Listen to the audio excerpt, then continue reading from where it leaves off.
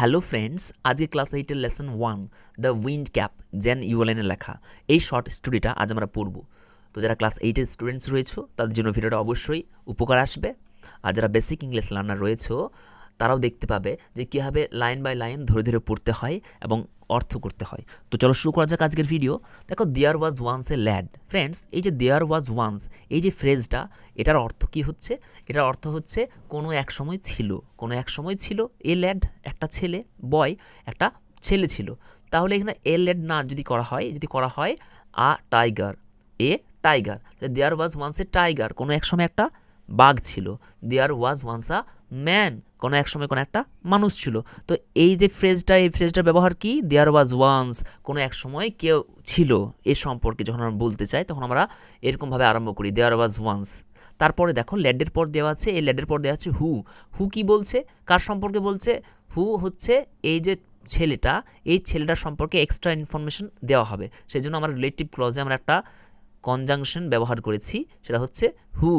এই হুটা হচ্ছে relative pronoun. এটার মাধ্যমে আমরা কি করব? আগের যেজন ছিল, অ্যান্টিসিডেন্ট ছিল, তার সম্পর্কে কিছু এক্সট্রা ইনফরমেশন দেওয়া হবে। তো এ লেড ছেলেটি সম্পর্কে কি বলা হচ্ছে? দেখো, হু যে চাইতো, ওয়ান্টেড যে চাইতো, টু বি মানে হতে, টু বি মানে হতে, এ সেলর একজন নাবিক হতে, তো সমুদ্রের একজন নাবিক হতে সে চাইতো। দেখো, তারপর বার্ড দেওয়া হয়েছে, একটা কনজাংশন বার্ড দিয়ে সেন্টেন্সটা আরম্ভ হয়েছে। ফ্রেন্ডস, তোমাদের মনে রাখতে হবে বার্ড দিয়ে কখন সেন্টেন্স আরম্ভ করব আর অ্যান্ড দিয়ে কখন সেন্টেন্স আরম্ভ করব। যখন দুটো বিপরীত আইডিয়া, দুটো বিপরীত ধারণা থাকবে এবং সেগুলিকে আমরা একটা সেন্টেন্সে বলতে চাইবো, তখন সেটাকে আমরা বার্ড দিয়ে যোগ করব। দেখো, ছেলেটা কি হতে চাইতো? নাবিক হতে চাইতো, কিন্তু তারপর কি বলা হয়েছে? হিজ মাদার, তার মা, উড নট লেট, তাকে অনুমতি দিত না। উড নট লেট, লেট মানে অ্যালাউ করা, লেট মানে অ্যালাউ। তুমি যদি বলো উড নট অ্যালাউ, সেটাও হবে। তাহলে লেট মানে কি? লেট মানে হচ্ছে ALLOW, অ্যালাউ করা, অনুমতি দেওয়া। উড নট লেট, অনুমতি দিত না। ফ্রেন্ড, দেখো তো এখানে উড নট, এটার অর্থ কি? এটার অর্থ হচ্ছে উড যখন আমরা ব্যবহার করি অতীতের কোনো একটা অভ্যাস বোঝায়। ছেলেটি তার মাকে বারবার বলতো যে আমি নাবিক হব, নাবিক হব, কিন্তু তার মা তাকে বারবার কি করতো?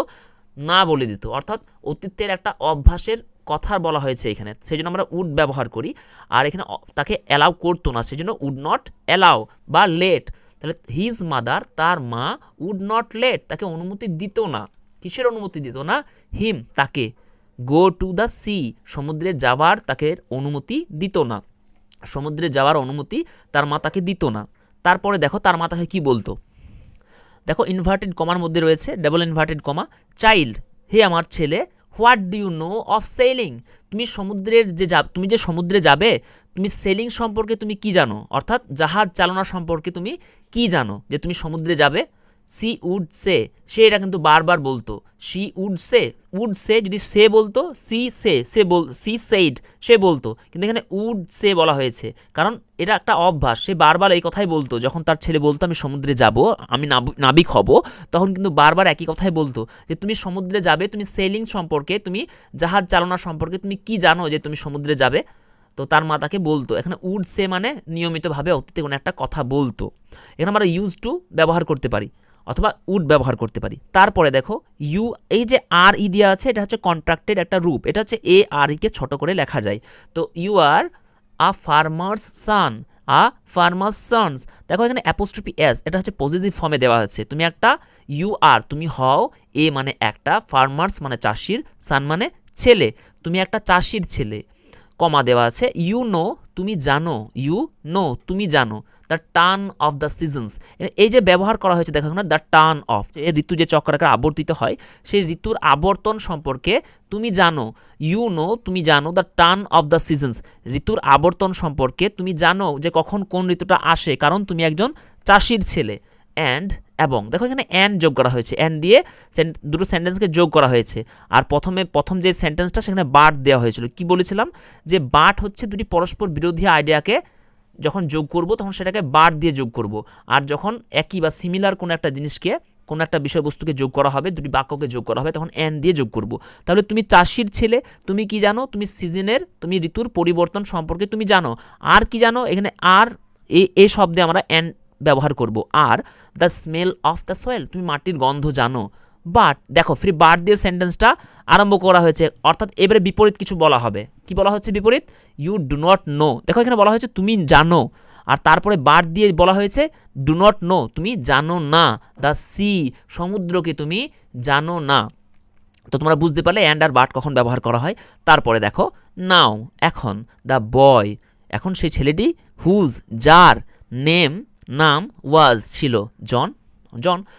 তাহলে এখন আমরা যার সম্পর্কে পড়লাম, যে ছেলেটার সম্পর্কে পড়লাম, জানলাম যে সে সবসময় সমুদ্রে যেতে চাইতো, কিন্তু তার মা তাকে বারবার বলতো তুমি সমুদ্রে যেও না, কারণ তুমি একজন চাষির ছেলে, তুমি সমুদ্র সম্পর্কে কিছু জানো না, কিন্তু তুমি ঋতুর আবর্তন সম্পর্কে জানো, আর তুমি জানো মাটির গন্ধ কীরকম হয়, অর্থাৎ তুমি বুঝতে পারো যে কোন মাটিতে ফসল ভালো হবে।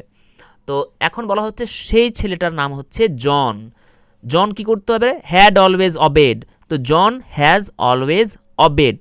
দেখো এখানে ছেলেটার সম্পর্কে এক্সট্রা ইনফরমেশন দেওয়া হচ্ছে হুজ দিয়ে। তারপরে দ্য বয়ের পর আমরা ব্যবহার করব হ্যাড। তাহলে এখানে সেন্টেন্সটা ধরে নিতে হবে the boy had always. Always মানে সব সময়, অবেড মানে পালন করত বা মান্য করতো, মেনে চলতো হিজ মাদার। সেই ছেলেটা, যে ছেলেটার নাম জন ছিল, সেই ছেলেটা তার মাকে সবসময়, তার মায়ের কথাবার্তা সবসময় মেনে চলতো। সো সেই জন্য সে ওয়েন্ট অ্যাবাউট হিজ ফার্ম, সেই জন্য সে তার ফার্মে গিয়েছিল, সে তার চাষাবাদ যেখানে করে সেখানে গিয়েছিল, মাঠে গিয়েছিল। Work with a heavy heart, আর সেখানে গিয়েছিল কি জন্য? কাজ করতে গিয়েছিল। হ্যাভি হার্ট মানে হচ্ছে দুঃখে পরিপূর্ণ একটা হৃদয় নিয়ে গিয়েছিল, অর্থাৎ তার মা যে তাকে বারণ করে দিয়েছিল তুমি সমুদ্রে যাবে না, সেজন্য তার মনে অনেক দুঃখ ছিল, সেজন্য সে দুঃখী হয়ে মাঠে গিয়েছিল। হ্যাভি হার্ট মানে হচ্ছে দুঃখ ভরা মন, তো দুঃখ ভরা মন নিয়ে সে মাঠে গিয়েছিল। বাট কিন্তু, ডিড নট অ্যাগেন, কিন্তু কখনো আর মেনশন করেনি, আর বলেনি। এখানে মেনশন মানে বলা, দ্য সি, সমুদ্রের সম্পর্কে তার মাকে সে আর কখনো বলেনি। তারপরে লাইনে দেখো ওয়ান ডে, একদিন। দেখো ওয়ান ডের পর কমা দেওয়া হয়েছে, এটা একটা অ্যাডভার্বিয়াল ফ্রেজ, সেই জন্য একটা কমা দিতে হয়। অ্যাডভার্ব অর্থাৎ দিন সম্পর্কে, সময় সম্পর্কে বলা হয়েছে, তাহলে সময় সম্পর্কে যেগুলো উল্লেখ করবে সেগুলো হচ্ছে অ্যাডভার্ব, এরপর একটা কমা দিতে হয়। ওয়ান ডে, একদিন, হি হ্যাড বিন ওয়াকিং। দেখো হ্যাড বিন ওয়াকিং, এটা কোন টেন্স বলো তো? হ্যাড বিন ওয়াকিং, তো এটা হচ্ছে প্রেজেন্ট পারফেক্ট কন্টিনিউয়াস টেন্স। তাহলে অনেকক্ষণ ধরে কোনো একটা কাজ করছিল, তাহলে সে হেঁটে যাচ্ছিল অনেকক্ষণ ধরে। বিহাইন্ড দ্য প্লাউ, সে যে জমিগুলি চাষের জন্য চষা হয়েছে অর্থাৎ লাঙল দেওয়া হয়েছে, সে জমির এক সাইড দিয়ে সে যাচ্ছিল, পেছন দিয়ে সে যাচ্ছিল। হি অল বাট, সে প্রায়, দেখো অল বাট মানে হচ্ছে প্রায় বা অলমোস্ট। র্যান ওভার মানে চাপা দিয়ে দেওয়া, স্ম্যাচ করে দেওয়া, চাপা, কোনো কিছুকে চাপা দিয়ে দেওয়াকে বলা হয় ran over. The car ran over the man, তাহলে গাড়িটা লোকটাকে চাপা দিয়েছিল, স্ম্যাচড ওভার দ্য ম্যান। তো এখানে র্যান ওভার মানে হচ্ছে চাপা দিয়ে দেওয়া। সে কিসে পা দিতে যাচ্ছিল? প্রায় পা দিতে যাচ্ছিল, কিন্তু পা দেয়নি। আর টাইনি বা টিনি, এটা টাইনি বা টিনি তুমি যেটা উচ্চারণ করবে সেটাই হবে। আর টাইনি মানে খুবই ছোট্ট একটা গ্রিন, সবুজ রঙের টার্টেল। টার্টেল মানে হচ্ছে কচ্ছপ। ফ্রেন্ডস, এখানে তোমাদেরকে জানতে হবে টার্টেল আর টর্টয়েজের মধ্যে পার্থক্য। টর্টয়েজ হচ্ছে যেগুলি বেশিরভাগই মাটিতে থাকে, যেগুলি তার জীবনকাল বেশিরভাগই মাটিতে কাটিয়ে দেয়, ডাঙায় কাটায়, সেগুলি বলা হয় টর্টয়েজ। আর যেগুলি জীবনের বেশিরভাগ সময় জলে কাটায়, সেগুলো বলা হয় টার্টেল। তো এটা হচ্ছে কচ্ছপ। On a clod of dirt, dirt মানে হচ্ছে নোংরা বা কাদা বলতে পারো তুমি, ডার্ট মানে নোংরা হয়। অফ আ ক্লড, ক্লড মানে হচ্ছে একতাল বা প্লাম্প। তো একতাল অফ ডার্ট, কোন একটা নোংরা কাদার মধ্যে, একতাল কাদার মধ্যে যে ছিল, কাদার উপর যে ছিল। He picked the turtle up, সে টার্টেলটাকে তুললো, সে কচ্ছপটাকে তুললো। অ্যান্ড সেট ইন, এটাকে স্থাপন করলো বা বসিয়ে দিল কোথায়? অন হিজ হেড, তার মাথার ওপরে। হোয়ার, যেখানে। হি, সে, নিউ, জানতো। ইট উড বি সেফ, এটা নিরাপদে থাকবে। তাহলে he set it on his head, এটা সে তার মাথার ওপর বসিয়ে দিল। হোয়ার হি নিউ, যেখানে সে জানতো, ইট উড বি সেফ, এটা নিরাপদে থাকবে। When he was done with ploughing, যখন সে তার জমি চষে ফেললো, অর্থাৎ জমিতে লাঙল দিয়ে দিল। দেখো জন প্লাকড দ্য টার্টল, এখন জন কি করলো? Plucked the turtle from his head, তার মাথা থেকে টার্টলটাকে প্লাকড করলো, অর্থাৎ তুলে নিল বা নামিয়ে দিল তার মাথা থেকে। টু হিজ আটার সারপ্রাইজ, যখন সে টার্টলটাকে মাথা থেকে নামিয়ে হাতে দেখলো, তখন দেখলো টু হিজ আটার সারপ্রাইজ। আটার মানে হচ্ছে ভীষণ, সারপ্রাইজ মানে হচ্ছে অবাক হয়ে যাওয়া, সারপ্রাইজ মানে হচ্ছে অবাক। সে ভীষণ অবাক হয়ে দেখলো, হি ফাউন্ড দ্যাট, সে দেখলো যে এটা had turned into, turn into মানে হচ্ছে পরিণত হয়ে যাওয়া, কোনো কিছু একটা অবস্থা থেকে আরেকটা অবস্থায় যখন পরিণত হয় তখন তাকে বলা হয় টার্নড ইনটু। এটা পরিণত হয়েছে, ইট হ্যাড টার্নড ইনটু, এটা পরিণত হয়ে গিয়েছিল।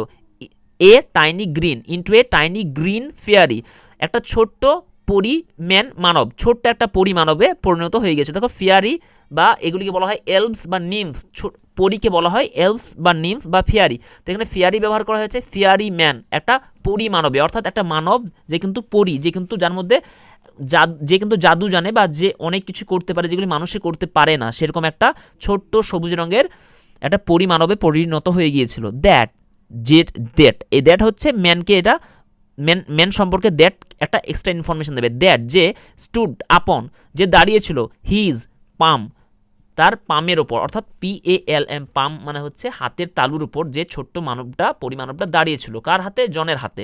অ্যান্ড বোর্ড এবং মাথাটা নত করেছিল।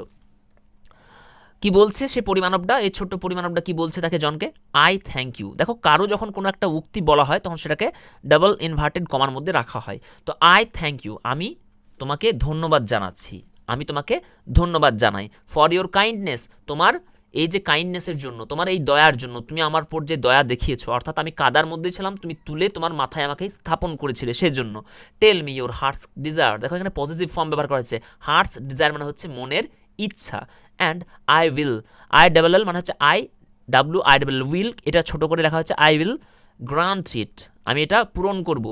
টু ইউ, তোমার জন্য। ফর সেভিং, আমাকে, ফর সেভিং মাই লাইফ, আমার জীবনকে রক্ষা করার জন্য তুমি যা চাইবে আমি তোমার সেই ইচ্ছা আজকে পূরণ করব।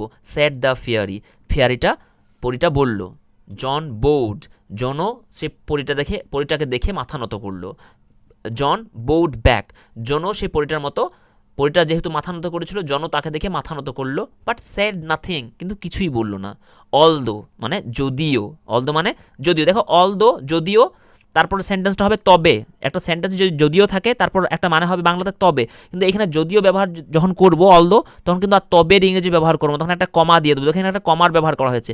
অলদো যদিও, হিজ হার্ট তার মন, ইয়ার্নড মানে আকুলভাবে চাইতো, ক্রেভ করতো, চাইতো। যদিও তার মন চেয়েছিল, ইয়ার্নড এখন সেকেন্ড ফর্ম ব্যবহার করা হয়েছে পাস্ট টেন্স। যদিও তার মনটা চেয়েছিল, টু গো আউট বাইরে যেতে, টু দ্য সি অর্থাৎ সমুদ্রে যেতে তার মনটা চেয়েছিল। তবুও, দেখো তবুও কমা, হি ডিড নট এক্সপ্রেস, তবুও সে প্রকাশ করলো না, হিজ উইশ তার ইচ্ছাকে পরিমানবের কাছে সে প্রকাশ করলো না, কিছু বললো না পরিটাকে যে আমি কি চাই। দ্য গ্রিন ফিয়ারি ম্যান, সেই ছোট্ট সবুজ পরিমানবটা কুড রিড পারতো, এখানে কুড সামর্থ্য বোঝায়, কুড রিড মানে পড়তে পারতো। আ হার্ট একটা মনকে সে পড়তে পারতো, ইজিলি সহজেই। সো হি সেড সেই জন্য সে বলল। আই সি ইউ আমি দেখছি, ইউ উইশ তুমি চাইছো বা তুমি চাও, টু গো যেতে, সেইলিং অর্থাৎ সমুদ্রে যেতে তুমি চাও। জনস ফেস জনসের মুখ অ্যান্সার্ড ফর হিম, জনস মুখে কিছু বললো না, কিন্তু তার মুখের হাবভাব পরিমানবটাকে বুঝিয়ে দিল যে সত্যিকারের সে সমুদ্রে যেতে চায়। তো ফ্রেন্ডস, আশা করি তোমরা এই গল্পটার ইউনিট 1টা বুঝতে পেরেছো। তো গল্পটা তোমাদের কেমন লাগলো বলবে, এবং আমার পড়ানো কেমন লেগেছে সেটাও তোমরা অবশ্যই কমেন্ট করবে। Thank you for watching the video.